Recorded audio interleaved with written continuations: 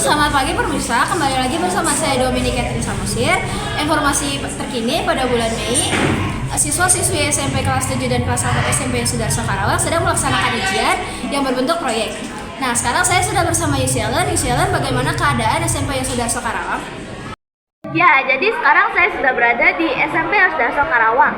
Nah, langsung saja kita wawancarai salah satu murid yang tampaknya sedang mengerjakan proyek ya. Permisi, maaf ganggu. Boleh perkenalkan diri dulu? Perkenalkan, nama saya Alfian XLB Kuntaro dari kelas C kelompok 4. Oke, salam kenal dengan Kak Ofnil ya? Iya. Kalau boleh tahu, sekarang Anda ini sedang membuat apa sih?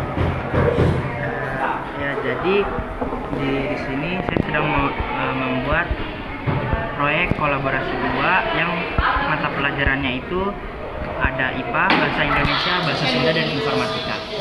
Di kolaborasi 2 ini, saya dan kelompok saya memilih untuk membuat replika ekosistem pantai berpasir. Oh, gitu. Maka itu disebut kolaborasi karena ada beberapa mata pelajaran. Benar. Kalau saya boleh tahu ini ekosistem pantai berpasir itu apa ya?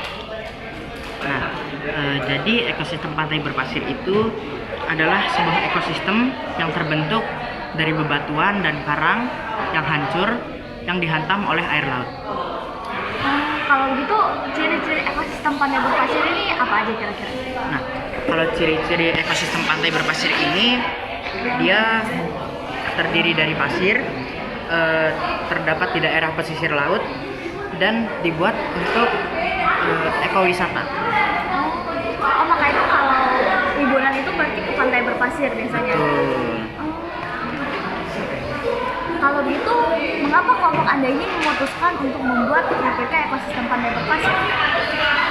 Ya, sudah pasti kalau kita lihat di zaman sekarang ini banyak sekali orang-orang yang membuang sampah sembarangan, tidak menjaga pantai dengan asri gitu ya.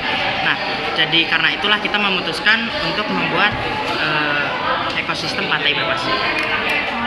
Nah, tapi memang benar sih kan kalau lihat sampah gitu di pantai banyak banget ya. Itu saya penasaran deh, di replika ekosistem ini ada apa saja sih? Bagaimana kalau saudara menjelaskan apa saja yang ada di replika ekosistem ini? Jadi kan di ekosistem ini ada 2 komponen, yaitu biotik dan abiotik.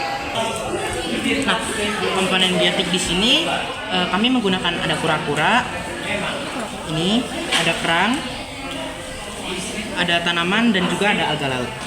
Nah, untuk abiotik sendiri kami menggunakan pasir laut, air, suhu, dan cahaya. Nah, di dalam komponen-komponen ini kita tidak bisa hidup tanpa abiotik, maka dari itu mereka saling melengkapi.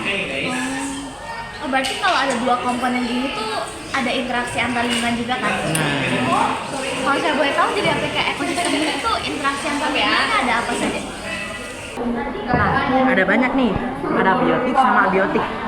Itu penyu bertelur di pasir. Ada juga biotik dengan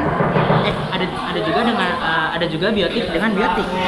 Atau ini bisa disebut rantai makanan di replika ekosistem.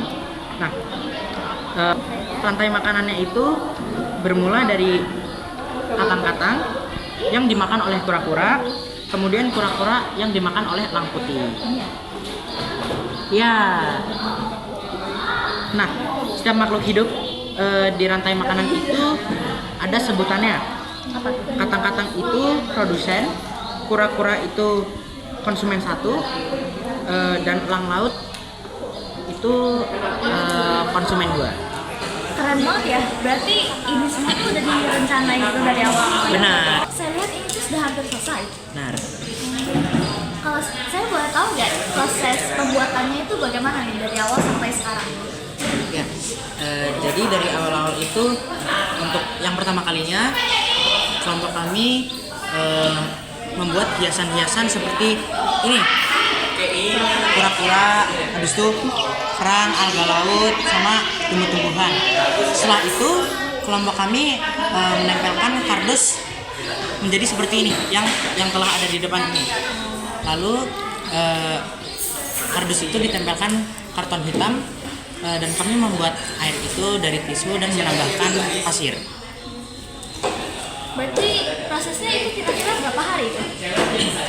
Nah, dari proses itu sebenarnya nggak terlalu lama karena memang kita udah memikirkan matang-matang. Nah, prosesnya ini cuma berlangsung 3 hari saja. Wow, keren ya. Ya. Cukup cepat itu. Nah, saudara ini kan sudah membuat replika ekosistem pantai berpasir. Kalau boleh tahu, menurut Anda bagaimana cara menjaga keseimbangan ekosistem pantai berpasir ini? Nah, cara menjaga keseimbangan ekosistem pantai berpasir ini sebenarnya sangat mudah, tapi saya heran entah mengapa banyak orang sepertinya merasa sulit. Nah, cara yang mudahnya itu adalah kita tidak membuang sampah sembarangan di pantai, atau juga kita bisa misalkan kita melihat ada sampah berserakan di pantai, kita bisa ambil, kita pungut, lalu kita buang nanti misalkan kita mau pulang atau gimana gitu. Oke, baik. Sudah, terima kasih ya atas waktunya. Mohon maaf ganggu. Semangat selalu. Informasinya Yuseller. Pemirsa, terkait dengan informasi tadi, marilah kita hendak menjaga keseimbangan ekosistem pantai berpasir ini. Saya Dominika Tri Samosir, pamit undur diri dan sampai jumpa siang hari nanti. Ya pemirsa, jadi sekarang saya sudah berada di Taman Kantor Pusat Badan Penjagaan Kesatuan Laut dan Pantai Indonesia, Republik Indonesia.